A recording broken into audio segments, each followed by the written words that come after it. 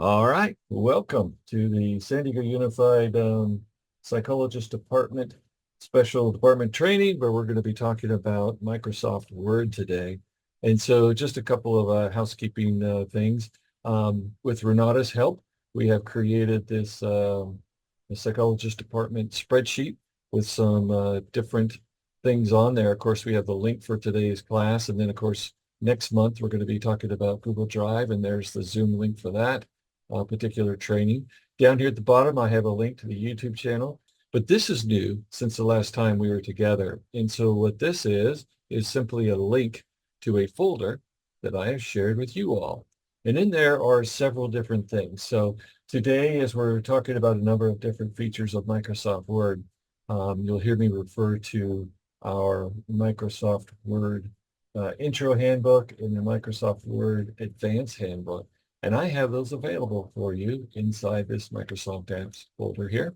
And when you open it up, there's a Microsoft Handbooks folder there. When you open that up, then you get to see all the different handbooks that we have. And each one of these is plus or minus about 100 pages. And they're PDFs, they're in color, and they have step-by-step instructions on how to do basically everything we're going to talk about today. And so by having this in this shared folder with you all in our Sandy.net Drive account, all you have to do is just go over to one, right-click on it, and then just say download. And what it will do is it will take it out of the cloud where it's currently being stored. It's all things Google are in the cloud, and it will download it to our downloads folder on whatever computer you're on right now. And once you have that downloaded and put into a file somewhere, then you can open it up. And I have one here already. So here's the handbook. And again, everything we're going to cover today is in the handbook with step-by-step instructions and all of that. And there's a very comprehensive table of contents in the first 3 or 4 pages of this handbook. And what's great about this in a PDF form is that if you're seeing something today, like using bullets, numbers and symbols or something, you forget how to do that, and you want to remember how to do it, you can open up your handbook and then you can click on it. And it will take you directly to that page. In this case, page 45. There'll be little screenshots, step-by-step instructions on how to, in this case, create a bulleted list with bullet button and library. So that's pretty cool. And if you've got a different section, here's using graphics. And something we're going to do today, we talked about this last time when we were working with Excel, and I shared with you that you can actually put an Excel chart or Excel data from a table in Excel into a Microsoft Word document, and you can link it so that every time you update in Excel that chart or that data, it will also update automatically in an embedded chart that's linked to Excel in your Word document. And so if later on you're like, hey, Mr. J showed me that, and I want to see that again, you can just click on that section and it opens up to it. So there it is on page 76, step-by-step instructions to get to that, and how it works and how you can embed it. And it shows you all of the things that you have to click on to make that work. So just remember that this handbook is there for you and available to you just to help remind you how to do things. And of course, that. And of course, in addition to that, we have our link down to the YouTube channel, which not only has the playlist for you all, the San Diego Unified School District School Psychologist, but we have about 50 plus videos there. And some are entire trainings for different departments. Some are just the trainings in general that I provide Monday through Friday. This year we're doing them at 7 a.m. if you ever want to join us. Also, maybe I should put a link to this. This is our calendar. So as you can see that almost every day of the month, all the way up until Thanksgiving week, there's a different class. And I'll put a link for this on the spreadsheet for you all. So if you had time, like say November 22nd, you wanted to learn more about Google Forms and didn't want to have to wait until we're actually going to do it as a department, you simply click on that and it will take you directly to the professional learning website. As soon as that pops up here.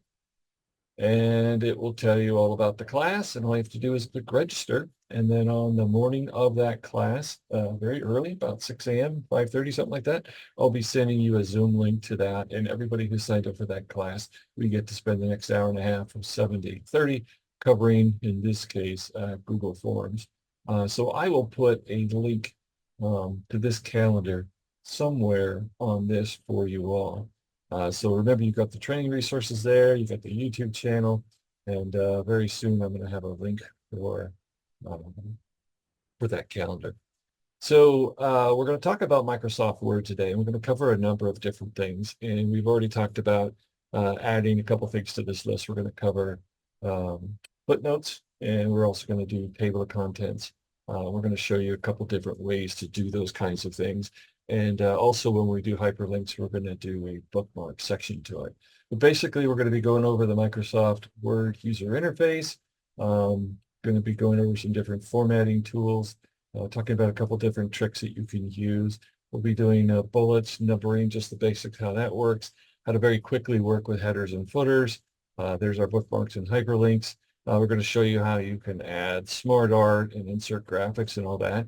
And then something really cool, we're going to actually show you how you can embed an Excel chart or something into the Microsoft Word document. And again, if you link it properly, anytime that chart in Excel is updated, it will automatically update the chart that you have linked to it in Microsoft Word. So that's pretty cool. We'll do that. We'll talk about proofreading. We'll talk about the navigation pane and the styles pane. Styles are groups of formatting features. So when we talk about formatting, like bold, italicize, making it red, changing the font size, the font color, all of that, instead of having to click on all of those formatting features individually, a style allows you to do many formatting features with a single click. And so that'll kind of round out what we're going to be talking about today. And of course, after the end of every training that we do, if you have a question about something, or if you want to deep dive down something, then we can absolutely cover that, and time will be yours to kind of review anything that we've talked about already, or go down and work on a different topic. So that's what our plan is for today. So unless there's a question, we're going to go ahead and get started and go from there.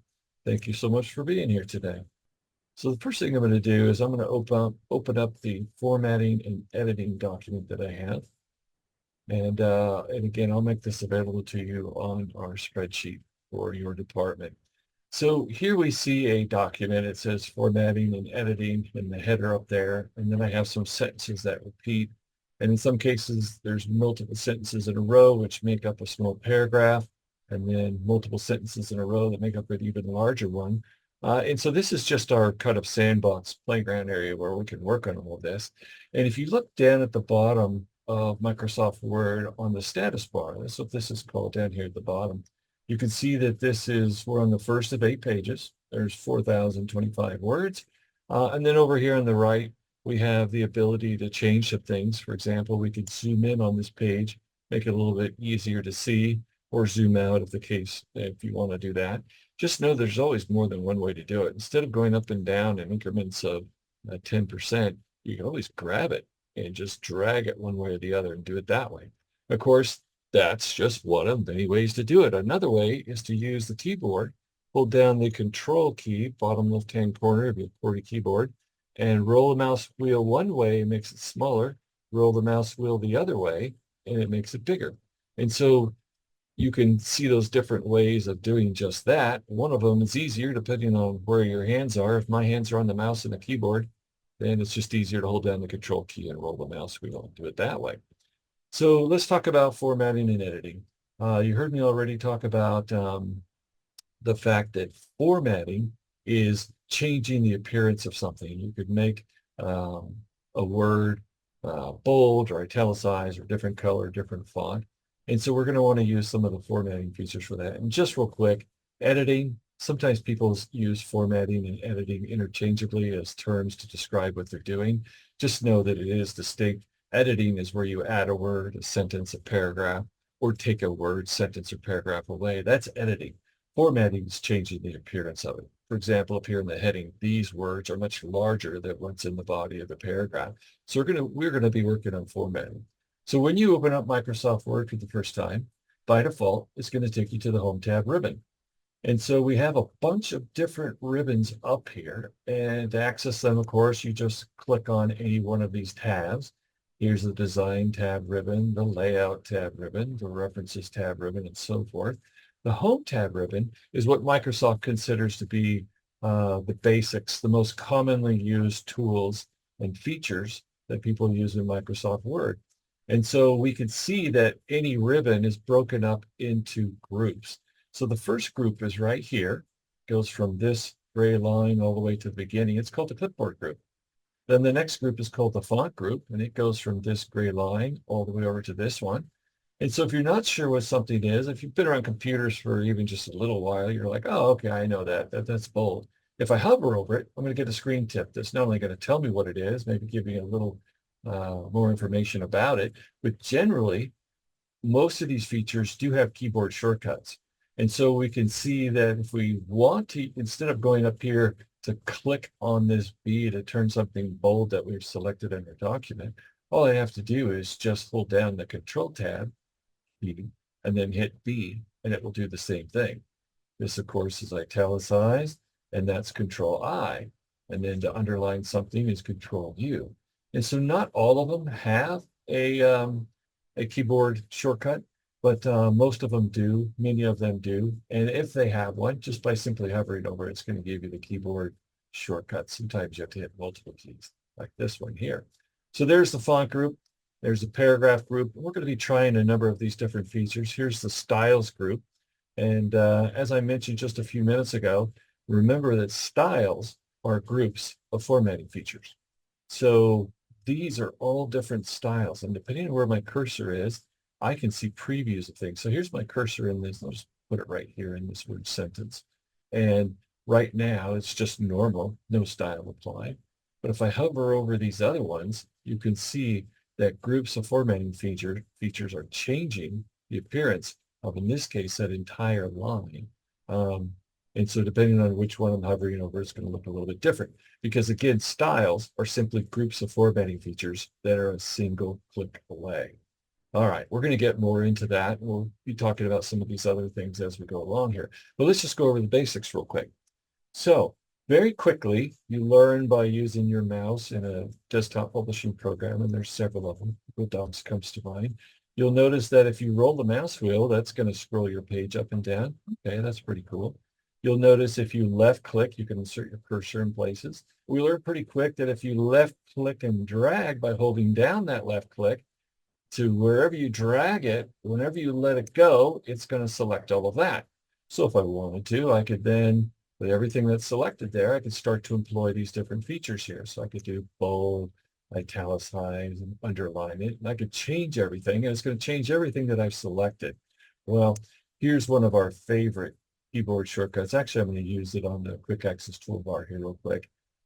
Here's the undo button, which happens to be Control Z. And here's the redo button, which I don't have anything to do because I haven't undone anything yet, but that's Control Y. So I just did 3 different formatting features. In fact, if I click here, you can see those 3 have boxes around them. Unlike if I click down here, you can see that those features are not employed. But I can undo those last 3 that I did real quick just by going boom, boom, boom, and it takes us back to where we started. So undo works great when we want to undo something that we just did in exactly the opposite order that we did it. In that case, it went backwards from underline to italicized to bold as we undid it. And if we went too far and we decide, oh, hey, well, we actually want to keep a couple of those, then we can do our redo, and it will then go the other direction and put back, in this case, all 3, or undo. We're just going to go back to normal for now. So left clicking and dragging is a way to select things, and we can select one word or a whole paragraph or something. And if I want to do this entire paragraph down here, then I could just drag it all the way down to there. And I'm trying to just include that dot, but not the space after for some reason. Then I've got to be careful in how I'm doing that. But that's just one way to do it. So here's a couple of tricks for you. Make things go faster, because you will always find faster ways to get something done. So if I want to select just one single word, how about the word sample here? Instead of just dragging across it, I could just double click. We'll do a word. Double click. Now, that's pretty cool. So wherever I'm at, if I just double click, then it's going to select the entire word. And then look, I got my mini toolbar here. There's bold, italicized, underline. A lot of those font features are right there just by double clicking on it. I get this little quick access toolbar. I'm sorry, this is the quick access toolbar. This, by double click, is going to show you the mini toolbar. But what happens if I right click on it? Now we not only get the mini toolbar, but we get this shortcut menu. And depending on what you right click on, if it's a table, you'll get a different shortcut menu. If it's a picture, you'll get a different shortcut menu. If it's a link to somewhere, then you'll get a different shortcut menu. So depending on where you right click or left click or double click or triple click, different things will happen. And so it's always a good idea every time you learn a new program to practice and just kind of poke around at things. So let's take a look here. You know what's going to happen if I double click on this sentence word right here. What happens if I triple click? 1, 2, 3. Wow. All right. Well, believe it or not, it just selected not a single word, but the entire paragraph.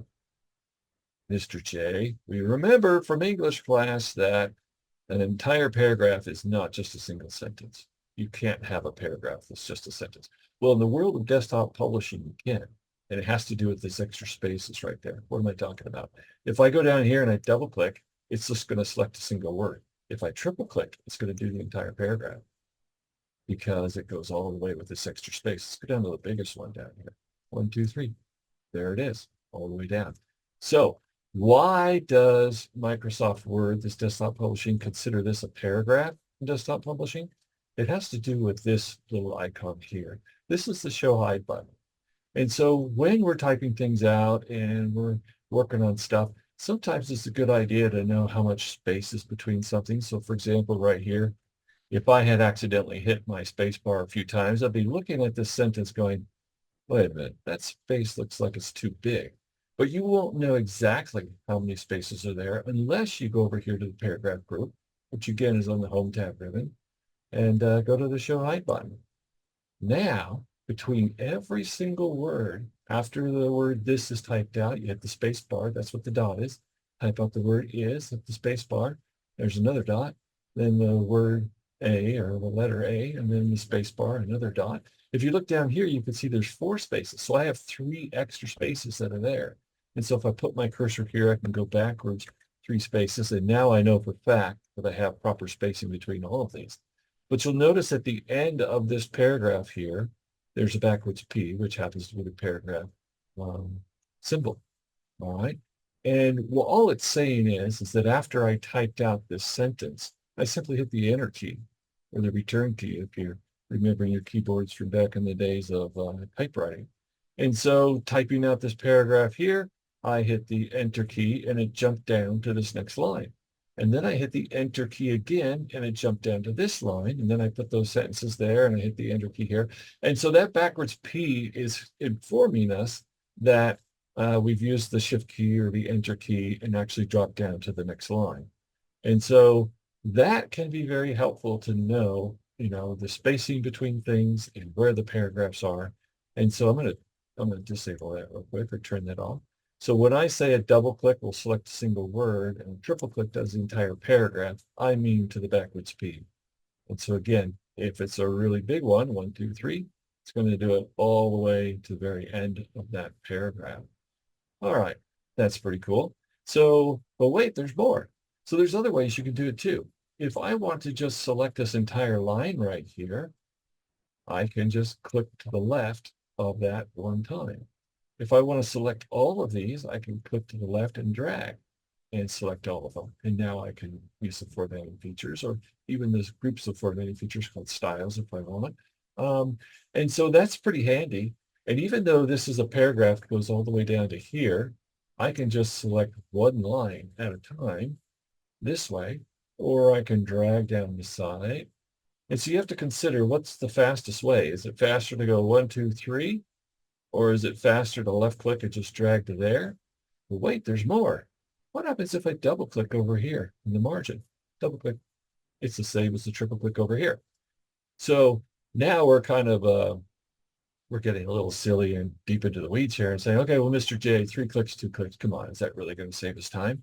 I'll tell you what, years ago when I thought I was pretty good with Microsoft Word because I knew all these tricks, I went and watched someone who was a desktop publisher, somebody who did this for a living, and they worked with stuff on a screen, changing, formatting, selecting things so fast. I kept stopping them and saying, wait, how did you do that? How did you select that entire paragraph? Like, oh, I just went like this, double clicked over here, and boom, it's selected. And then just, right clicked or whatever and did bold, italicize or whatever. Or they just did that when they did this, Control B, Control I, Control U. And so just very quickly using their keyboard, they were able, I'll do this, undo a couple of times, get it back to where it was. They were just changing stuff just super wicked quick, which is awesome because when we're in a hurry or when we're busy, which we're all in a hurry at the district, trying to get everything done, it's really nice to be able to know the fastest way to do something. All right. Last but not least, I'm going to put my cursor right here, and I'm going to take my mouse and stick it over there so you know that I'm not using the mouse.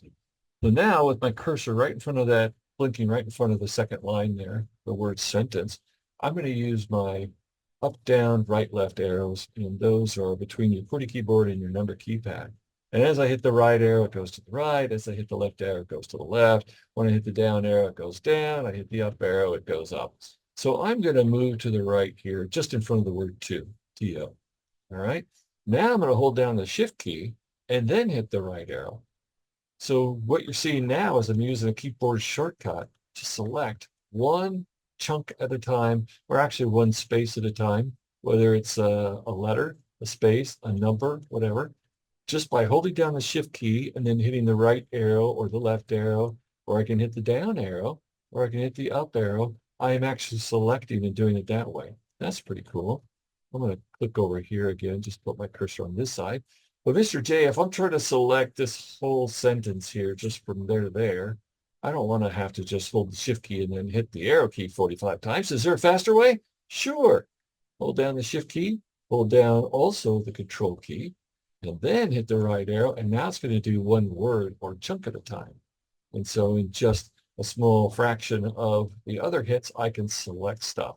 So that may seem kind of silly to be able to do that, but sometimes you don't want this backwards P when you're copying stuff because when you paste it, it's going to kick the cursor down to the next line. And so you don't want to include this extra space. So if I'm, for example, trying to grab all this and I don't want this space here, I can hit the shift key and go backwards one and get rid of it. And so I find myself using that all the time. So those are just different quick ways of dealing with selecting things. Why? For the purpose of formatting it, for copying, for pasting, for doing all that. Let's go ahead and I'm just going to double click on this word sample right here. And so real quick, I'm going to say, let's make it bold, let's make it italicized. I'm going to make it red. And, I'm going to select this word over here. So it's kind of looking a little bit different. So I'm going to use this one, bold, italicized. I'm going to make it red. You notice I'm just hovering over things. So if you've been to my other classes, I will tell you that Microsoft Word and Microsoft Excel are on order of about 100 times more powerful than their Google counterparts, Google Sheets or Google Docs. And this is one of the main reasons why, this preview mode. So if I want to know what any of these colors are going to look like, I just hover over it. And I can see right up here that we're getting a little demonstration of what it's going to look like. That's pretty cool. And so I'm seeing that right here on this little mini toolbar just because I right-clicked on this. Or I could go over to here and do the exact same thing. And depending on where the word is or the sentence or whatever I'm looking at. And how many colors are there? There's millions of them. We can go and make a custom color if we want to. Let's just go ahead and make that one red for now. Then I'm going to go up here and have all these options. Well, I wonder what that word Microsoft is going to look like if it's a size 8. Right now, it says it's a size 11. You can see the box around it here and up there. Well, in preview mode, I just hover over it, and I can see what it looks like. What about a 72? Wow, that's really big. Okay, well, let's just make it a 14 for now, just so it stands out a little bit. How about all these fonts? There's lots of them. Again, preview mode. If I want to see what this looks like before I commit to it, I can just hover over it. That's pretty cool. Well, just for fun, I'm going to use Algerian because it looks a lot different than the rest of it. And so now that I've added some formatting features to this, how many? Well, if I click on it, we can see there's a box around B in italicized, bold italicized. Well, that's pretty cool. I can see this left justify. Okay, everything's up against the left side here, left margin. I can see that it's red, it's font size 14, and it's Algerian. But if I come over here to this word, sentence, and I want to do the exact same thing, I might easily remember that it's bold and italicized and perhaps that it's red. But what size was it? There was a lot of them. And since I did this a week ago, I don't remember which font it was. Wouldn't it be great if I could put my cursor here and whatever the formatting features are of this, that I could copy it and then paste those formatting features somewhere else to another word or another section? Well, you can, and it's called Format Painter. And if I hover over it, it's going to say, hey, here's your keyboard shortcuts on how to do this. There's a little explanation there in the screen tip. And so it's basically saying, hey, if you want to absorb all of those formatting features, and I believe there's 5 or 6 of them there in Network Microsoft, all you have to do is click on Format Painter. And when I do that, and I bring my cursor back into the body of the document, I see that now I have a paintbrush. And what that's saying is, because my cursor was there and I absorbed all those formatting features in Format Painter, I could go down to any word, click on it, and apply to that entire word all 5 or 6 of those formatting features, whatever the number was. And since the cursor is now there, I could go back up and do it again, and I could apply it to right here. And since the cursor's there, I could go back up and do it again, and I could drag it across a few, and it will do all of those. Well, wait, there's more. Now that my cursor's here, I could go to Format Painter, and I could drag all the way down there, and now it does all of them. But you'll notice if I click in other places, it's not going to do it. I have to kind of reset it. Or do I? Let's undo a few times. Going to get back to where it was. Let's put our cursor here. If I hover over this, you'll see down at the bottom, it says, hey, FYI, if you want to apply your formatting to more than one area, all you got to do is just double click to engage Format Painter. And now it stays on. So whatever you want to work on, you just draw down the side. We can do it to there. Everywhere you click, it's going to change something. Okay, that's great. How do I turn it off, Mr. J? Everything I'm touching is turning to that. I don't want to do that anymore. You just go over here and you deselect it. Or you could hit the escape key, top left-hand corner of your QWERTY keyboard. So I'm going to go ahead and just deselect it since I'm there. All right, that's cool. And so since I just made this big mess here, if I want to, I could do the undo button. But let's pretend for a minute that I did that before lunch. I came back after lunch and maybe on a different page, I was adding some images, working on some different things. And then later on this afternoon, I come back and I'm like, what the heck was I thinking? That looks terrible. And I want to get rid of this formatting. Well, I cannot use the undo button because it's chronological. I would have to then undo everything on the second page that I had done after lunch before I would be able to undo all of this. All right. So now I've got to undo this. How can I do it? Well, there's a couple ways to do it, but if I just select all of this, now if I want to, I can look up here in my Home tab ribbon, go down past the font group, paragraph group. Nope, I went too far. Here in the font group, I have this little icon. You can't remember which icon it is, just hover over it. Clear all formatting. Remove all formatting from the selection, leaving only the normal unformatted text. Well, that sounds promising. Click. There it is. And so if I want to, I could then just do that part. Bam. I'm going to do this part. Bam. And even though I've selected extra parts, it doesn't matter. I'm just getting rid of the formatting to take it back to the normal text that I started with. Okay. So that's a very helpful tool.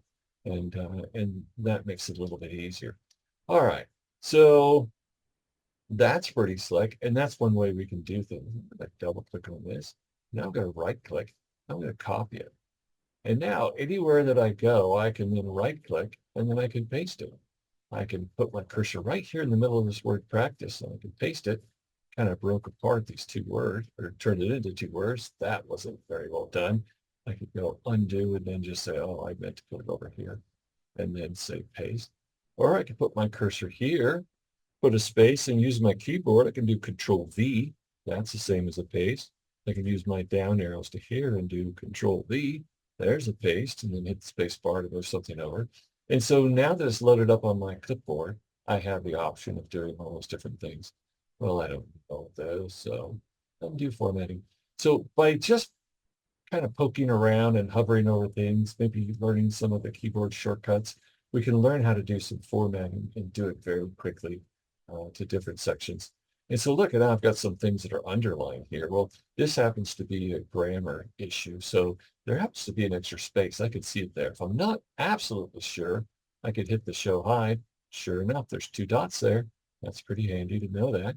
But because it's underlined in blue, I can right click on it.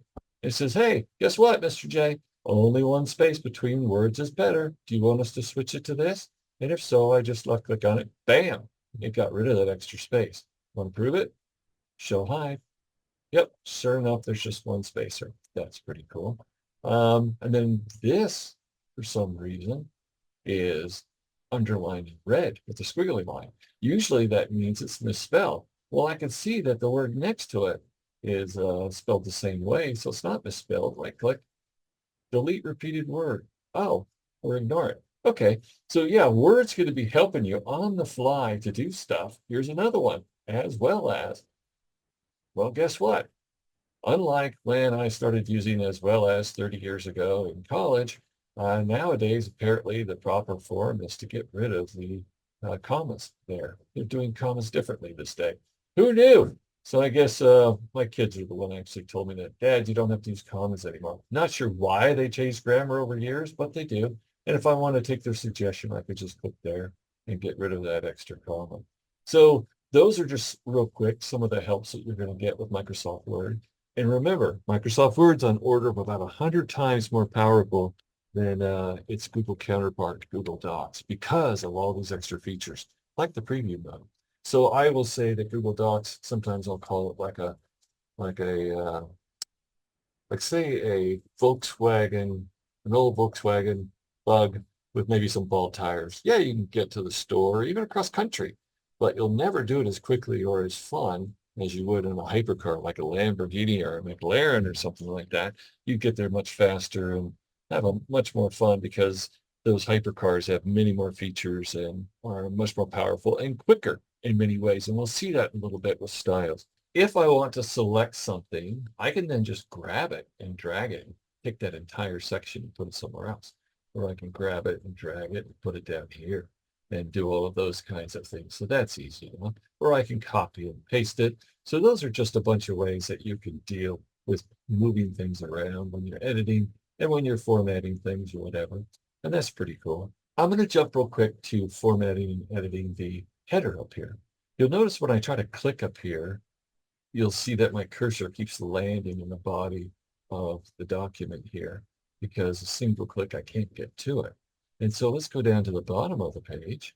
And by the way, if you look down here, you'll see the boxes around this one. I'm in print layout. That just means that I get to see this white page with kind of a gray background. So I can see that this is the bottom of this first page, and this is the top of the next page. That's pretty cool.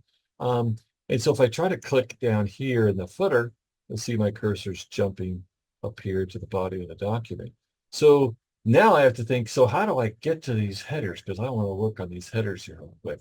So I remember that the Home tab ribbon is the most common features that we use, and maybe it's there. Is it in the Insert section? And I can take a quick glance across there.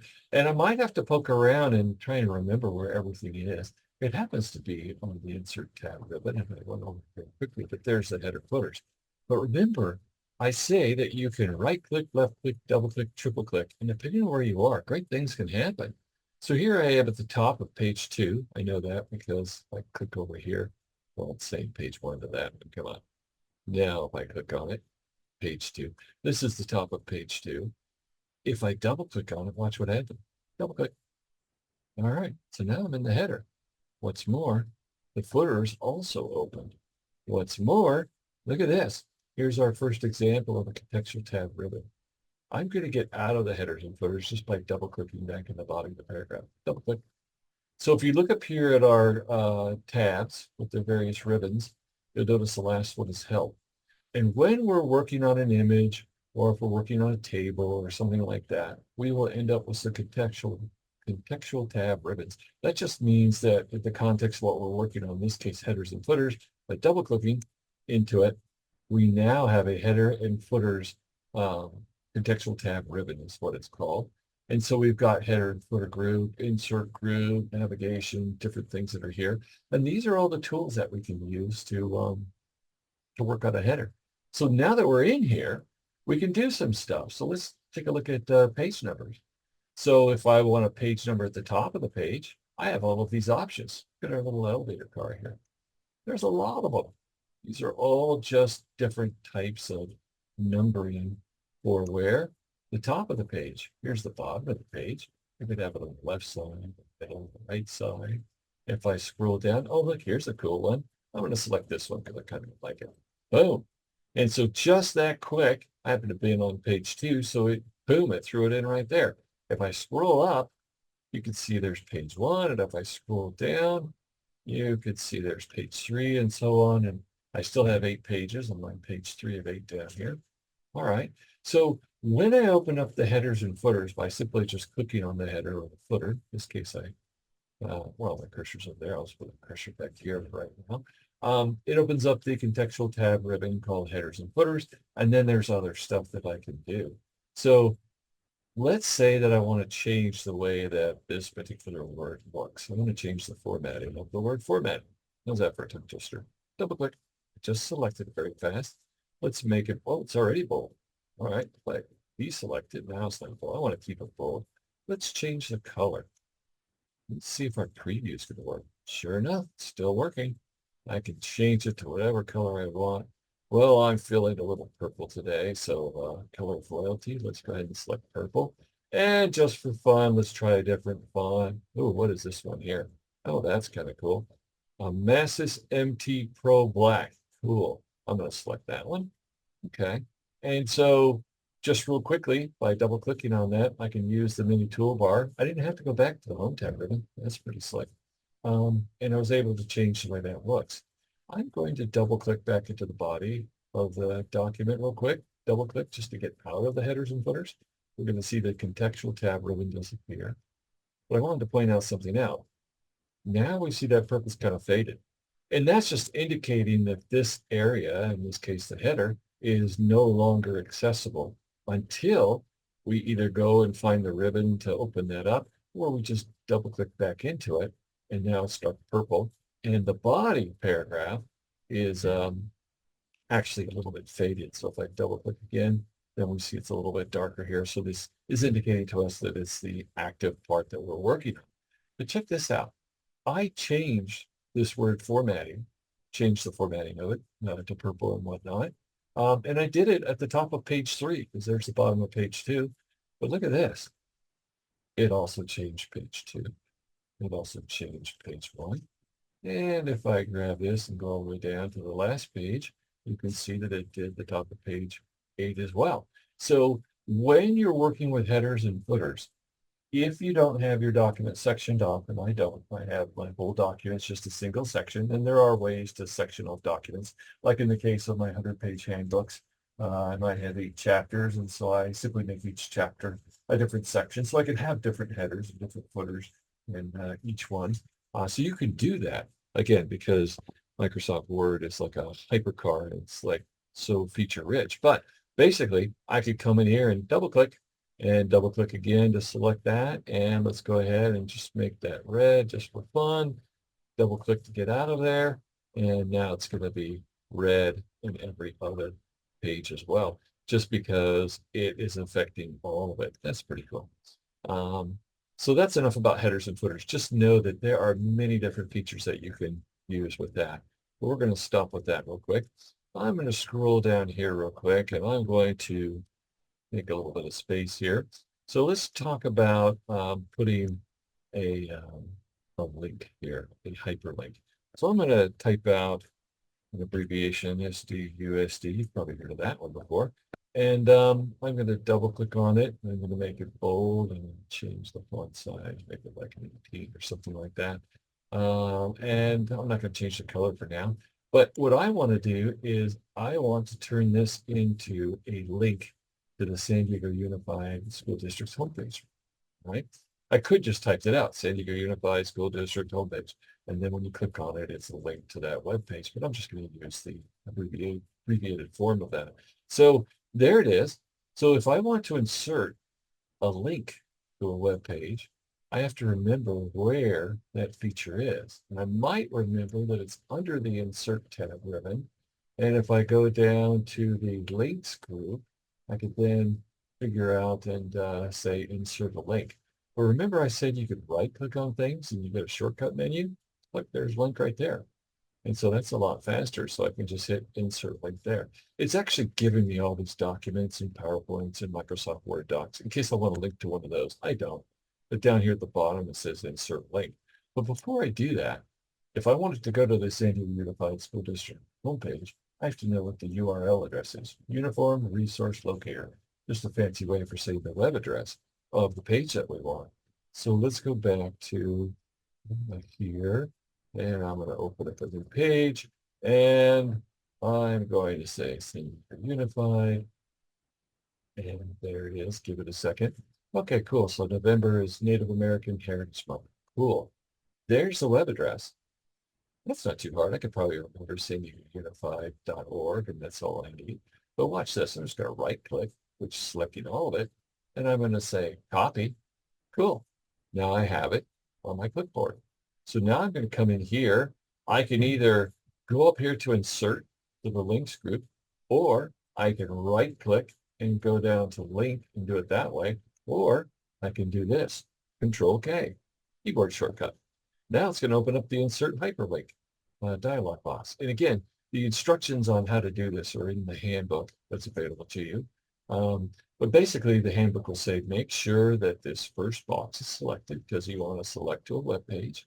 And then current folder is selected. And then down here, we can see we have our cursor that's blinking. And so if I know the URL, the web address, I can just type it out. But because I had copied it, it's on my clipboard, I can just do Control V, letter V like Victor. And there it is. And that's great. So now I can just say, okay. And now I have a link. And so if I hover over it, I'm going to get a little screen tip that says, hey, if you want to go to there, then all you have to do is hold down the control key and watch what happens to my cursor here when I hold down the control key. It turns it into that little link hand like you'd see on a web page. And so now I can click on it and let's try that again. Click. And there we go. It's going to open up a new tab because here's where I was. That's when I copied that. It opened up this new tab and took us directly to there. That's pretty cool. Thank you for doing that for us. And check this out. Now that this is the link, watch what happens to my shortcut menu when I right-click on it. Now, instead of having link down here at the bottom, it has 4 options for link. I could edit the link, which is what I'm about to do. I could open the hyperlink, or basically go to the San Diego Unified homepage. I can copy it, or I could just remove it. I want to edit it because I want to show you one more feature. Right? Now, we've already said we had to have these 2 boxes selected there. We had to put the web address there and then click OK. But before I do it this time, and by the way, text display, I had already typed it out. There it is. And so that's why, since I had it selected, when I went to open a hyperlink with my Control K, it threw that abbreviation there. Well, look at this screen tip. I click on that. It opens up the Set Hyperlink Screen Tip dialog box. I'll put it over here so it's easier. And so I'm just going to type out a little message here for a screen tip. Click here to go to the SDUSD website. All right. And just to show you, you could write a whole paragraph, several sentences, put a bunch of dots. Hey, just for fun, I'll put a few question marks in there. I could do whatever I want, put it there, and that's the screen tip. Let's see what this looks like. So now that I've typed it out, kind of silly to have that part, but just to make a point, I'm going to click OK. And then everything else is already done. I'll say OK. Now look what happens when you hover over it.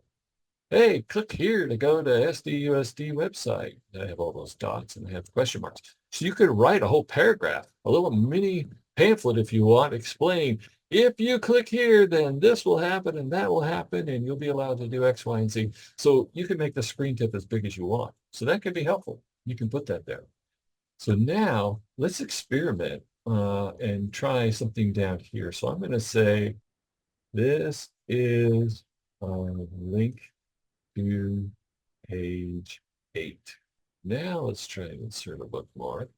Let's give it a name, Control V. I'll just call it first. And hit the space bar. But as soon as I put another something there, this disappears. I don't remember it being like that. I don't know why, but it wants the name of this to be just a single word. Let's just call this first. Here we go. There. All right. So now when I go back up, whatever page I was on, let's see if we can find it here quick. There it is. Here's a link to page 8. And if I select all of this, right click, go down to the link, and I can insert a link. I should be able to find place in this document. And there it is, bookmark, and there's first. So I can select this one and say, okay. All right. So apparently bookmarks can only be a single word. I don't remember running into that before. The good news is the part that's actually going to be the link, you can type out as much as you want. And just like before, you can put a screen tip and write whatever you want. You can have a screen tip here, or it could say the same thing. It says, it's going to take you to the summary and the conclusion or something like that. And that's easy enough. So now that I hover over this, it just says basically the same thing as before. Hold down the Control key, click, and it takes us straight to the conclusion. And then, of course, I'd have a bunch of stuff written down here, and that'd be the whole idea to get there. So that's how you use a bookmark. And we did that on the fly, and we ran into the problem of only being able to have a single word for the bookmark. We're going to now look at inserting the table. So if I go up here to the Insert tab ribbon, I go to Tables, click on it. We can see the preview note here, 5 by 1, 6 by 2, 5 by 3, 7 by 3, 8 by 3, 8 by 4. Whatever I want, I could make. So I'm just going to make a simple one here. Let's just do a 5 by 3. Click. All right, and there it is. And you'll notice I have two contextual tab ribbons, Table Design and Table Layout. And so if you're familiar with Excel at all, and we talked about this our last time together, many of the features in Excel are now available to you in Microsoft Word. And so if I want to, I can pick all of these cells here. And then if I go to table layout, I can find the part that says merge cells. Now I made all that cell. If I want to table design, I can go back and say, okay, let's shade this one. Look at all the different colors. I can hover over them and see what they look like. I can just select one. And so all of the different things you know how to do with the table in Excel, you can pretty much do in Microsoft Word just by making a table. And that was as easy as going to the Insert tab ribbon and inserting that. So let's do a couple more. So I'm going to put my cursor here. I'm going to go to the Insert tab ribbon. So here's the Insert tab ribbon under Illustrations, and specifically there's a drop-down menu here for pictures. And so I have a number of places where I can get the picture from. I'm going to search online because that's where we'll find most of our pictures, but we have those other options as well. So click online. And so Microsoft is going to basically take us to Bing. That's the search engine for Microsoft. And we have all these different categories here. We can certainly look through one of these to get it. But in my classes, I always do horses. I usually find some good pictures there. So I'll type horses, hit enter. And you'll notice right, the first thing is it says Creative Commons only, and there's a checkbox there. That means that all of these pictures are copyright free, or stated differently, we can use these in our document or whatever we're doing for our school district without worrying about somebody saying, hey, you used a picture of my horse Fluffy and now I want $5 for the use of that or something. All right, so we're going to find a picture that we want. I kind of like this one. So if I select it one time, you'll see this button here, go live, and I click there. Remember, always try double clicking on things, see what happens. Oh, that's even faster. Okay, we can see it right away, the manipulation buttons here. So I'll make this a little bit smaller. We see this little icon here, which is the same layout options as this one here, and different ways to get to it. I kind of like this one called type. I'm going to select that one right there. Where did it go? It's either went up or it went down. It went up. All right, I'm going to make it a little bit smaller so it's a little easier to deal with. And so by making it stuck inside there, we'll go up. That's what we'll do. Okay. So by selecting type, which again, we have the same features up here. You can see that this has a gray box around the type. What that means is wherever it is in the document, that the wording, the letters in this case, will be titled against it. So no matter where I move it. And you'll see that the spacing here is always the same wherever I move it. So I've made this horse picture show up here. I've done some adjusting to it. Oh, look, I wonder what that does. Okay, no problem. Horses generally don't like to fall off the earth, so we'll go up here and say undo, put them back. And wherever I move it, depending on what the layout options are that I use, and this one happens to be type, it's going to do that. And so if I click on this button and I go down here and it says move with text or fix position on page, be thinking about how you could use that real quick. If I'm sending out a newsletter for my school, or maybe Renata, you're sending out a newsletter to the school psychologist and you're doing it once a week or once a month, and maybe you have like a really cool picture or emblem that represents the School Psychologists of San Diego. And so you want it to be in the middle of every single newsletter that you're sending out. So you could actually make a template in Microsoft Word and you could fix that picture on the page in the middle. And the way you would do that is you would just click this button, fix position on the page. And so watch what happens to all these words here, these paragraphs, these sentences, with this picture now fixed because I clicked this button here. As I push or put new things in there, the picture is going to stay in the same spot and because I fixed it on a page. So that's kind of helpful. I kind of like that. You notice our contextual tab ribbons disappeared as soon as I did that. I'm going to go back there. I kind of like to move it around with the text, so I'm going to do that. So now I can move it around and put it wherever I want. Let's just check out one more thing here real quick. See more. There's always more things you can do. So right now, text wrapping, here we go. So it's saying distance from text 0 on the top and on the bottom. And on the left or the right, it says 0.13, which my understanding is that's 1/8 of an inch if we were to look at this measuring ruler up here at the top. But I can change that. I could make it, like on the right, I could make it bigger.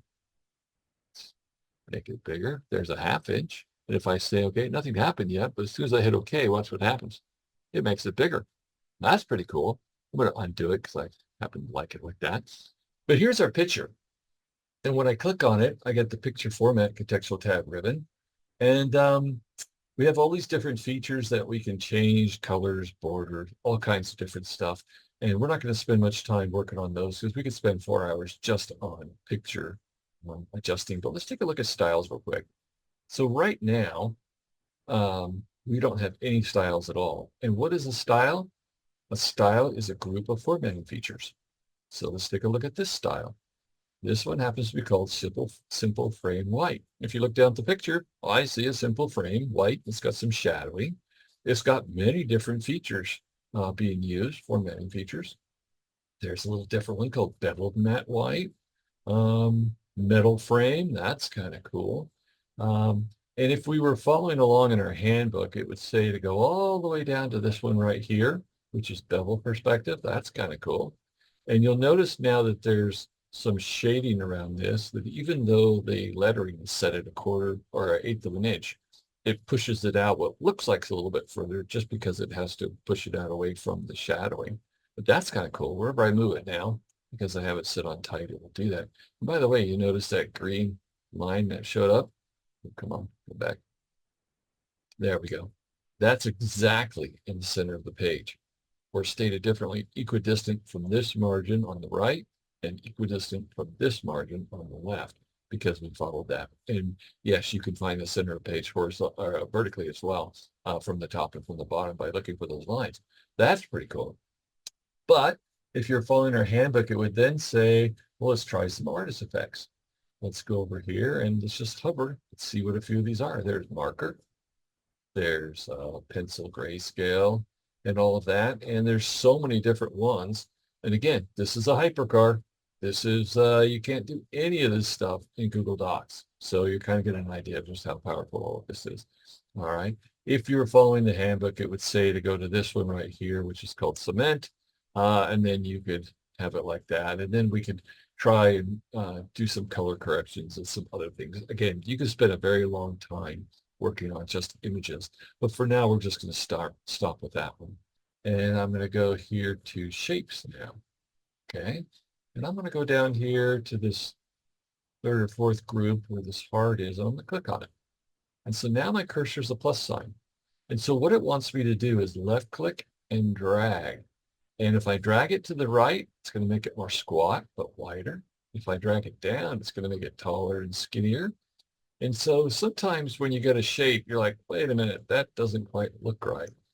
And you're like, okay, well, maybe I can fix it by doing all that. But you're having a hard time with it because it doesn't look like it's the proper dimensions. It doesn't look like the same proportions as what you saw it to begin with. So let's undo that. Let's actually go down to a different page. About right here. Insert, shape, shift key. The idea is whether I drag to the right or drag straight down, it's going to keep the same proportions so that it's going to look exactly like the heart shape. So that was my point of doing that. Shift key and then left click and hold. All right, so there it is. So let's do this. We're going to make this one also tight. So now, wherever I put it, I've got the words bouncing around it. And just remember that there are a ton of different things that you can do to it. And again, we can spend all kinds of time practicing with all of these different things. But one other one that I want you to be familiar with in the Insert tab ribbon is something called Smart Art. And there are thousands of different Smart Arts you could use. So you have list ones, process ones, cycles, like this one here. First you have the egg, then you have the hatchling, and then the juvenile, and then the adult, and whatever. And you could make these cycles. And here's one we might remember from being kids. We have the food pyramid. Got to have breads. You got to have fats and oils. You got to have protein and all that kind of stuff. So we could insert these as well and then start typing in the different sections to it. And again, you've got 1,000, 2,000, 10,000, I don't know, many different kinds of things that you can add to your Word document because Microsoft Word is so powerful. I want to actually link onto a page in here. I want to link an Excel chart somewhere into this Word document. So we're going to try this real quick. So first I have to open up one. So linking and embedding demo, let's open that one up. Okay, so I'm going to click on this one to select it. I'm going to right click, and now I'm going to copy it. All right, so here's our Sunshine Elementary. We got it all dolled up. Looks great, right? So I'm going to shrink that down to get rid of it. I'm going to go back to where I was. I'm going to insert right here where the cursor is. And to do that, I'm going to right click, and I'm going to go down to paste. But I have these pasting options. Let's take a look at what it says. See the little call out, the little screen tip down below. It says use destination theme and embed in workbook. Okay, if I do that, it's just the picture. Any changes I make to the Excel document, it's not going to show up here. Let's look at the next one. Keep source formatting and embed to the workbook. Again, it will not be linked. Look at this one. Use destination theme and link data. Okay, let's do that. Boom. So there it is. So on that Excel chart, it said that we had 325 returning male students and 248 returning female students. And those are the new students up there at our Pretend Sunshine Elementary. All right, that's cool. Let's go back. Now this is linked to that document, okay? So I'm going to go back to that document, and I'm going to change this number right here. I'm going to change it to 444. As soon as I click away from it, it sets it. Watch what happens to the chart here, where it was 325 before. As soon as I click away, it changes it now to 444. And in fact, the entire layout of our graph chart has changed. Wonder what's going to happen when we go back to the other one. There it is. We're now back in the Word document, and it reflects change because it's linked to it. That's pretty cool. So I don't know how you would use that in your department, but if Renata, for the group of all your school psychologists, if you guys are tracking something and you're sending out like a newsletter or something about how many students are being served or whatever the case may be, you don't have to copy and paste every single time you make a change. You could link it and it automatically updates every time you update the Excel spreadsheet. Pretty cool, right? All right. So back in the Home tab ribbon, we have bullets right there. If I hover over it, it tells us about that. We have numbered lists.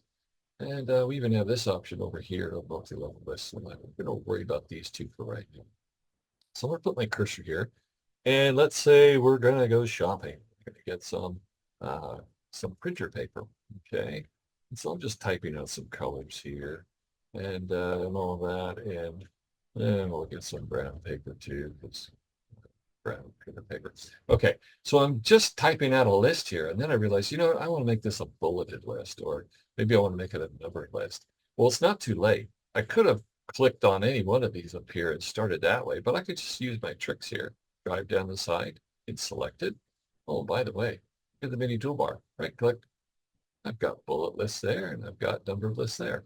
But we're going to use it up here in the paragraph group on the Home tab ribbon, just because it's easier. Look at all these options. Right now, there's no bullet list. If I just hover over this one, we get the preview. Preview, preview. Microsoft Word, Hypercar. It's a McLaren. It's a Lamborghini. It can do all these things that are really cool, and it just shows us just by hovering over it. And I can check out all these different ones too. I'm just going to pick one. ABCs. There we go. And did you know that once you set it up that way, with the numbered list, in this case, I made it to letters, I can always go back and just click the bullets.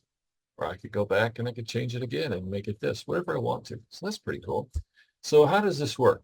So I put my cursor here and now I'm thinking, okay, now I want to add to this list and I want to put yellow paper. Oop. I have to hit the enter key first. Because my list has already started, it knows that I'm making a list. And so it says, hey, all right, we're just going to drop down one level and I can type out yellow. But I actually want to get 3 different kinds of yellow paper. I want to get bright yellow, neon yellow, and pastel yellow printer paper. And so if I hit the enter key, it thinks I'm going down on the same level, but I actually want a subset of yellow. So all I have to do now is hit the tab key. It will send us to the right, one chunk. All right, well, let's type that out. Bright, that's a type of yellow. Then we've got neon, that's a type. And then pastel, that's another type. And oh yeah, I want to get green paper as well. Well, it still thinks I'm doing a subset of yellow. If I hit the tab key now, it just sends it to the right. So how do you make a list, whether it's numbered or bulleted, go right or left? You just do tab to the right or enter takes you to the left. Okay, there we go. And so what was the last one I said? Green. All right, that's the end of my list. Oh, wait, it's still going. Remember, tab takes you to the right, enter takes you to the left. In this case, it ends my list. So now if I want to, I can simply select all these. I can go back and make it into a numbered list. I can change. Uh-oh, that didn't work. Let's make this into, let's undo that real quick. Not sure why I did that. I had to do with the lettering. So let's go back to here. Let's pick this one. There we go. That worked that time. It had gotten rid of my subsection. Not sure why, but it did. Okay, so now that's done. So you're probably wondering, can I make this one right here? Can I make that red? Sure. Go up there and select red and do that. And you can do that to all of them. Oh, look, it made the number red as well. Can I change the numbers? Sure. Click on the numbers. Now, let's make all of the numbers, I don't know, purple. That's cool. Can we do that with the ABCs as well? Sure we can. Let's make those green. Why not? Okay, so we can make some changes to it, and there's some little nuances to how all this works, but basically you can kind of interchange back and forth, and to do that, all you have to do is select it all and then make those changes to it. But those are the basics of numbered lists. I just wanted you to remember that. Tab to the right, enter to the left, and that's pretty much all you need to know. Okay, Oh, not can sure you tell me how why. to get the ruler up? I can never find how to Ah, get the ruler. thank you for stopping me with that. So, guess what? We have a View tab ribbon. Check this out. Click. And we're actually going to go here in just a little bit to the View tab ribbon to do some other things. But on the View tab ribbon, we have the Views group, Immersive, Page Movement, Show. There it Oh, is. there we go. Check mark. So if that's not selected, I'm going to deselect it. You don't have any rulers, not on the top, not on the side. By default, they should be there. So if you're using someone else's computer, or if you inherited one from someone, they might have disconnected that. But all you have to do is go to the View tab ribbon and then click Ruler. Thank you. So I'm going to get out of here. And when I do it, I already have my formatting and editing document, all 8 pages of it, saved somewhere else. So I recommend this to you. When you're using this as a practicing thing, we don't want it to have the headers and footers already changed or to have these different things that are in there. So when you get out of it, just hit the X and say, hey, Mr. J, do you want to save this with your new chart and your list of papers and whatever? No, I don't. So I'm going to say don't. And the reason is, so when I go to open this up again, formatting and editing, you'll see very quickly that it's taken it back to its original form before I made any changes to it. So I have a clean slate to work on. So just a recommendation. You don't have to do that, but that's certainly an idea that you can do. But let's take a look at this quotes from famous authors Word document. It's got 4 authors with some biographical information and quotes from various books. This first author of 4 is William Cuthbert Faulkner. All 4 of these authors happen to be some of my favorite. And so this one's Faulkner. The next one down here is Hemingway. Read several of his books. I got some quotes from The Old Man and the Sea. I've read that like 7 times for some reason. Alexander Dumas, he famously did The Count of Monte Cristo and The Three Musketeers and all of that. I love those books. And then perhaps my all-time favorite, Victor Hugo, did Les Miserables, The Miserables. And so I've got quotes from all that. And you can see that I've done some very basic formatting here. Speaking of tabs, all of the quotes are tabbed in or indented 1/2 inch. All right. So there's the quotes from Three Musketeers. Here's the quotes from The Count of Monte Cristo. And then you'll see I've got the author's name there. And then I have like a header, if you will, biographical information. And then I have the biographical information written in bold and italicized. In fact, if I click on it, I can see that bold and italicized are employed right there. So that's pretty cool. But that's the only formatting that I've done to this. Just very basic formatting to it. All right. We are about to show you just how incredibly powerful Microsoft Word is. And I'm going to do this fairly quickly, but just know that we've got an entire video on how to use styles, style sets, and style themes. We have an entire video on how to do footnotes. We have an entire video on how to do table of contents, but we're going to do all of those fairly quickly. So believe it or not, every one of these, even the one that's bold and italicized, this is all just normal text. Yeah, we've done some formatting to it, but it's just normal text, all right? Styles are groups of formatting features. So again, if I click right here, it says normal, even though it's normal with bold and italicized. But this is just without a style. It's normal, any one of these. We're about to use some of these different ones here, but let's just do this something first. So this is how many pages? Look down here in the status bar, page 1 of 4, 1,484 words. That's my 4-page famous authors Word document, right? I want to put a table of contents up here in a little bit. And so generally that goes before it. So rather than do something silly like put my cursor right here and hit enter 25 times to push this down to the next page, I'm going to use a keyboard shortcut with my cursor there. I can then push all of this page down 1 page, in effect making a new blank page above this by simply holding down the control key and hitting the enter key, right? And so you can see it's pushed it to the next page. Now I have a blank page up here, which I will come back later and I'll put a table of contents. But first I have to do some work here. All right, so I want to use some styles up here to prepare this to do some incredible formatting things very quickly. And before I do that, I want to go back to the View tab. Remember here where the ruler was selected or not selected? What's grid lines? Let's try it. Whoa! So if you're ever trying to line up pictures exactly where you want them, you could use grid lines to line things up. I've used that many times. It's kind of annoying, so we're going to turn it off. But look at this, navigation pane, show. Right, bam, navigation pane. That's what this whole section is here. Right now it's on headings, or I can look at pages. Oh, okay, here's where the table of contents are going to go on page 1. There's page 2, 3, 4. All right, that's cool. Results, if I'm trying to search for something, I can actually search for it there. Right now, we're going to add some headings to this. And so let's check this out. The first thing I'm going to do is I want this to look like a title.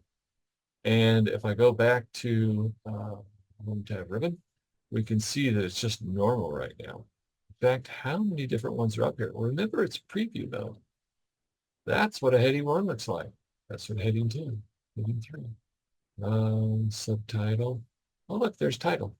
That's what a title case looks like by default. So anytime you see a group, like paragraph group, font group, and over in the bottom right, you see a more button, that's going to open up a dialog box or a pane somewhere, kind of like we opened up the navigation pane here. And so for styles, I want to open it up, and by default, it's going to open it up to the right. So let's take a look. There it is. And so here are all the styles that come by default for Microsoft Word. And each one of these has different groups of formatting features that make it up. And if I hover over it, it's going to show us what those formatting features are just by hovering over it. There's a heading 1, there's a heading 2. But what I like to do is go down here and click on the Show Preview button. So now I have a visual representation. And by the way, in a Windows environment, you can always go between sections. Here's the document body, here's this. I get just between it in the right spot. I got a left-right arrow, and I can move things over if I want. And that's what I did here. Kind of shrunk it up a little bit because it was taking up too much room. All right, so now I have this right here. I can use my control, roll the mouse wheel to make it bigger that way, or roll the mouse wheel to make it a little bit smaller so it fits in there a little bit easier. Okay, so I want to turn this into title. And over here, I have a title style, which, what is the style? It's a group of formatting features. I'm going to go ahead and click on it. Bam, just that fast, I changed it to look like that. Well, what exactly did I do? If I hover over this, I get this little screen tip window that says everything of every formatting feature, whether it's 3, 30, 33, 330, however many formatting features are there, it's all listed here. So it says that it's going to make the title case, Cambria, 28-point font. It's talking about spacing. There's 14-point spacing in the paragraph. Don't add space between paragraphs. And it's linked to the normal style or whatever. So that's everything that's in title. Well, that's kind of cool. And so William Cuthbert Faulkner, I want to make him a heading 1. And I'll explain why in a little bit. But just by putting the cursor there, I can then go over to heading 1 and click. And now he's a heading 1. What are the formatting features that make up a heading 1? Well, if I just hover over this, then I can see it's this particular font, 16-point font color accent 1, spacing before 12-point, blah, blah, blah, blah, blah. The most important aspect of a heading 1 is right here, outline level 1. Think of your outlines. We were talking about those tabs before when we did the printer paper. Outline level 1 would be like the yellow. Outline level 2 would be like the bright yellow, the neon yellow, whatever. And so that's kind of like those outline levels. Well, heading 1 is an outline level 1. Great. Biographical information. I want to make that a heading 2. So I just go over there and click 2. There it is. And now I want to make all of the quotes a heading 3. Heading 3. Here's the quote. I'm going to make it a heading 3. All right. And then I'm going to go down to this one. I'm going to make the other quote a heading 3. Oops, I made it a heading 1. No problem. I just click heading 3. What it's doing is these styles are groups of formatting features that very quickly, with a single click, I am setting up this document. Well, what the heck? Look over here. William Cuthbert Faulkner, heading 1, outline level 1. Sure enough. Biographical information, outline level 2, a heading 2. And all the quotes are lined up together in outline level 3. That's important. So now we're going to go down here to Ernest Hemingway. We're going to make him a heading 1. He shows up in the prime position, outline level 1. Biographical information, we're going to make a heading 2. And the quotes, we're going to make a heading 3. And the next quotes, oop, I accidentally hit title. No problem. Just a click away. Quotes are 3. So I just go back and click on the 3. That's how quickly we can do all these changes.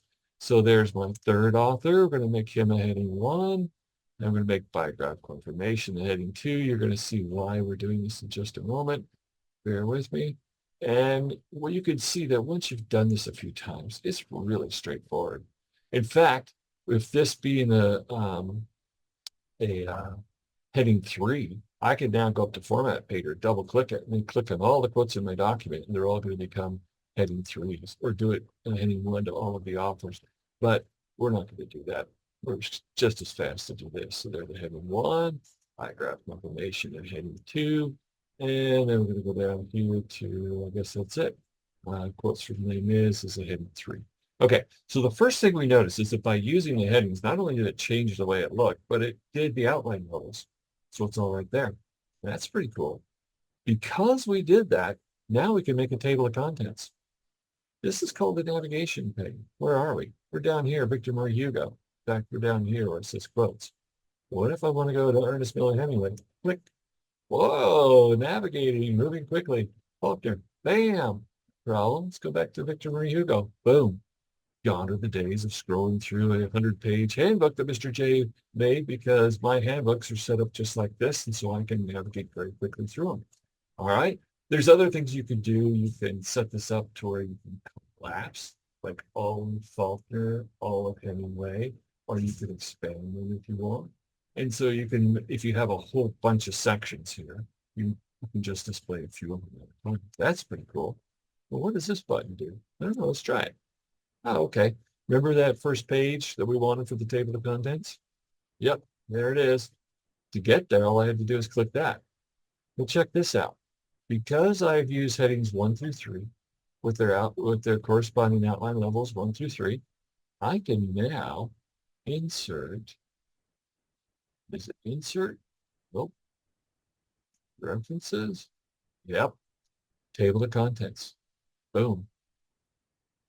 And so I can make it automatic table 1, or I can make it automatic table 2. If you were following the instructions in your handbook, it would recommend to use an automatic table 2, or you can customize the table down below, do it manually. I'm just going to do it very quickly by saying this automatic table 2. Notice over here, it's kind of small on your screen, but it does in fact say heading 1, heading 2, heading 3, and it shows the outline levels. So I'm just going to select it. Boom. What? Just that fast. There they are in their outline levels. There's a heading 1, outline level 1, heading 2, outline level 2, heading 3 is outline level 3, and then it repeats. And there's the page numbers.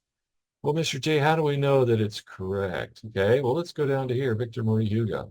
Okay, I'm going to double click down here. Now I'm in the header and footers that we saw before, no problem. Page numbers, let's go to bottom of page.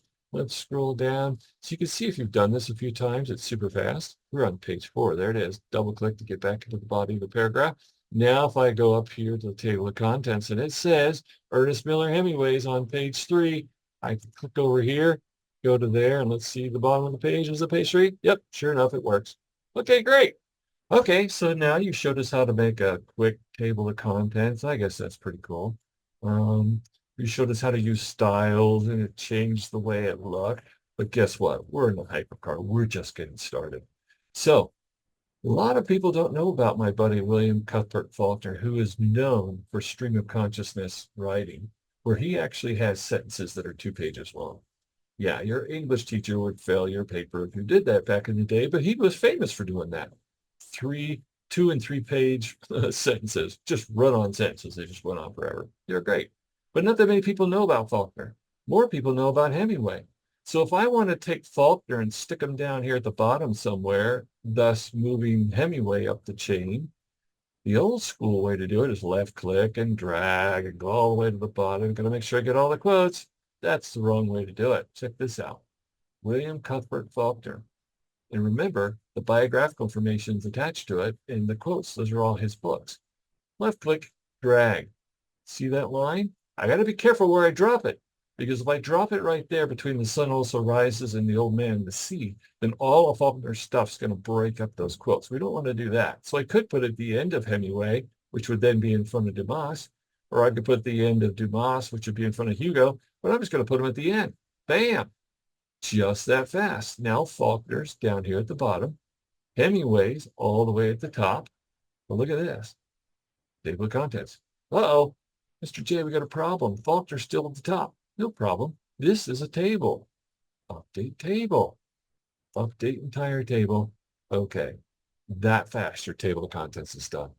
So That's the proper way to do a table of contents. Because if I go in here and I add Jane Austen, another one of my favorite authors, to round out my authors with a woman in there, I might want to put her at the front, or I might want to put her over here. But then if I had done this the old school way, Ernest Miller Hemingway, dot, dot, dot, dot, dot, dot, dot, dot, dot, page two, and then did all the rest of it that way, and then I add Jane Austen, I'd have to redo all these dots and change all these numbers. That's a terrible way to do it. Just set it up with the headings 1, 2, and 3 with their corresponding outline levels of 1, 2, and 3, and you can instantly update stuff. And all you got to do is remember to click Update Table, and then, of course, before you're done, hit the Save button because we're still in the world of Microsoft where you're not cloud computing, and so it's not going to automatically save it for you. Okay.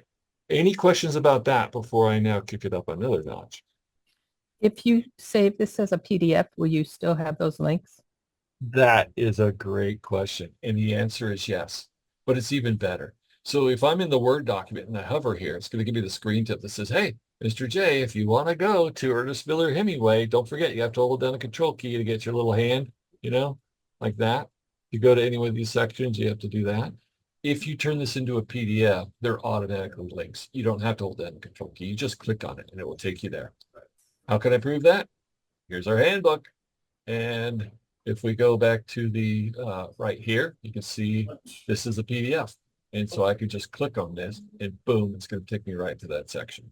Pretty slick, right? Yeah. All right. Great question. Okay. So here we have this done. And now I want to kick it up a notch. Well, we've used these styles here and we had the styles pane open up over here. But in the design tab ribbon, we have something called style sets. That's these right here. We got a lot of them. Okay. We happen to be on this first one, which is just the basic style, the ones that are by default over here. And that's what a heading 1 looks like. That's what a heading 2 looks like. This is what a title looks like. Okay. Well, look at this. We're in a hypercar. Let's hover over a few of these. It changes the way it looks. It's changing the color of the fonts, changing the fonts, making it all caps. In fact, let's go down to where Hemingway is so we can see what it looks like for all of these different ones. Wow, that one puts lines and changes everything. If we were going to follow the handbook, it would say to go to the shaded one because that's the one that's in the handbook. All right, but look at the spacing differences. Look at the quotes down here. Here's a heading 1, a heading 2, a heading 3. We did the shading. Check out what it looks like. Now this is just hovering. We're in the preview mode right now on our hypercar. Remember that these are what the headings of the styles look like. This is our styles pane. And watch what happens when I select shaded over on the right. It now changes. So you might be wondering, well, okay, I see a blue-gray banner here and the lettering's white. Well, what are the formatting features that make up this heading number 1 in the shaded? Well, there they are. That's all of the formatting features. Quite a bit more than what we had with the default one, all from just selecting the style set. So these are styles. These are style sets. And over here, we have one more, style themes. So we already have the shaded style set. And now, if we want to change the colors for a style theme, we could change the same shaded theme, but it's different styles of it.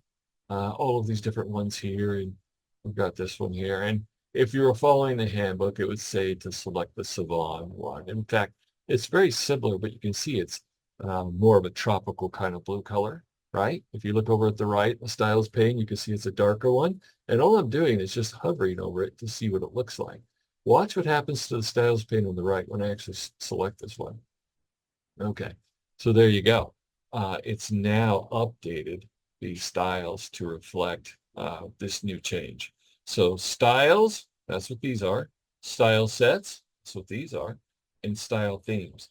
And so I did all this fairly quickly, but I can do it 10 times faster if I wasn't explaining what I was doing as I was going, or stated differently. Once you learn how to use these hypercar tools, these advanced features of Microsoft Word, you can do incredible amounts of formatting very quickly.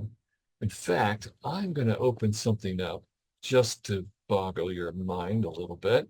So since I work with other trainers, just There it is. Thank you. Okay.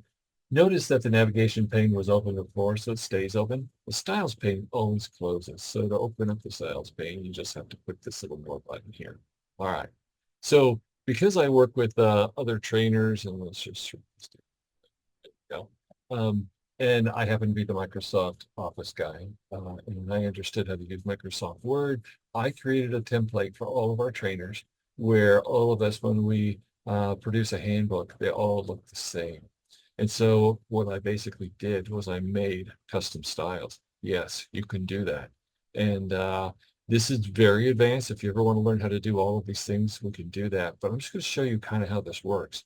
So here's my title page, and then here's my table of contents. How did I do that table of contents? The same way you saw me do that with the famous authored Word document. Okay. And I'm going to go over here and say part one. That's my heading one. Yeah, that's size 60 font. And there's the heading one right there. If I hover over it, it's going to tell you it's 60-point bold, century Gothic. That's my heading one. Let's go to the next little part here. This is a heading two. You know how I know? There's a little blue box around it. Again, if I go back, click here, you see the blue box around the heading one. Let's go to a different section. What's that?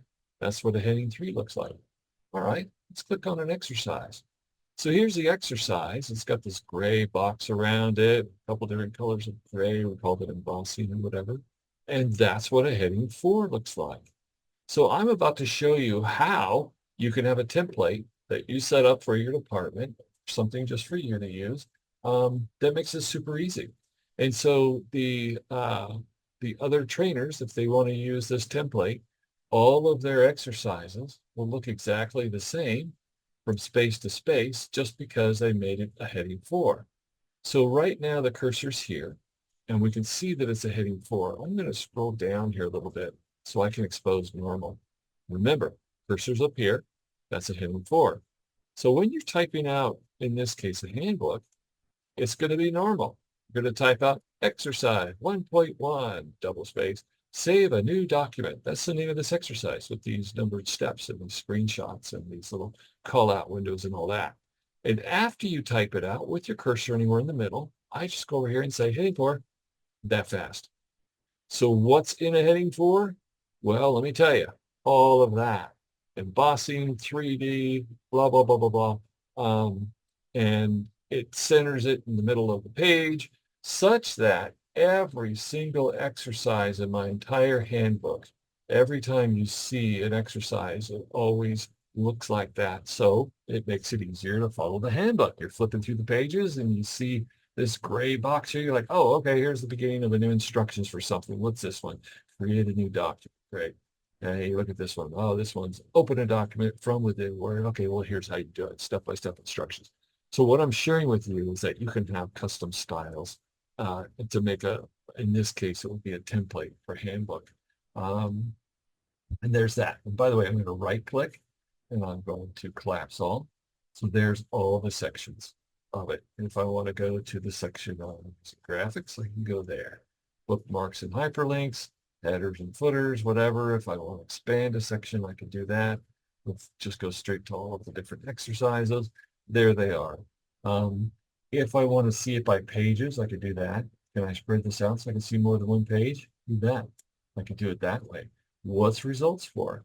How about the word pane? Not like the pain in your foot, but P-A-N-E, like a window pane. And now it's going to find for me anywhere that the word pane is, and it's showing it down here. And if I just click on it, it'll take me directly to that particular word on that particular page. Check this out. I still have pane written up there, pages. It's showing all of the pages. So apparently page 4 to page 65, nowhere does it say the word pane, because otherwise it would be here. But there's the word pane on page 3, which has table content. The word pane is on page 66, and then it's on page 75, and it's on page 76. So yeah, and if I want to see that page, I can click on it. This is navigation pane after all. And how about headings? Well, there it is. So apparently that word is not in any of these sections because it's not yellow, but it is in this section here, somewhere in there. And if I want to see specifically where, I can do that. Okay, there it is. somewhere in here it says the word pain. There it is. And so that's just another trick that you can do. So basically what I've shared with you is that styles or groups of formatting features, you can make custom styles and then use it as a template to make all of your future documents from or whatever. So you can have your styles already set up exactly how you want it, like the style heading 4 for the exercises that I have. And so that can just make your work go so much quicker. And by having a common template, if you're all doing it, I'm just thinking of your department, the psychology department, then it's going to be really easy to keep them all looking the same because you're doing it that way. So that in the nutshell is styles, style sets, and style themes.